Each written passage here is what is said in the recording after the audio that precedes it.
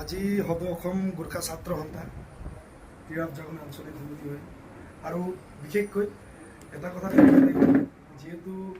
আমি বহু দিনৰ পৰা হাঁচি ধেমালি আমাৰ গ্ৰীণ দিহিঙীয়া দাদা আজি লেখাপানী থানাত প্ৰায় আঢ়ৈ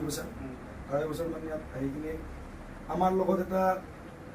ভাতৃত্ববোধৰ এটা সম্পৰ্ক হৈছিলে আৰু বহু দিনৰ পৰা আমি দাদাৰ লগত এটা লেখাপানী থানাত আহি যিখিনি মৰম পালোঁ, বিশেষকৈ তোমালোকৰ পৰা যিখিনি মৰম পালোঁ সেইটো মোৰ চিৰযুগমীয়া হৈ থাকিব। বিশেষকৈ এই কৰ্ম জীৱনত আজি ফাৰ্ষ্ট মই মানে ইমানখিনি তোমালোকৰ পৰা পাইছোঁ। বিদায়টো বহুতৰ পৰা হৈছোঁ, কিন্তু আজি এই মৰম মানে অটুট আগলৈও যেন এনেকৈ ভাল কাম কৰি যাম বুলি আশা থাকিলে তোমালোকৰ সহায় সহযোগ দিবা। ইমানেই আৰু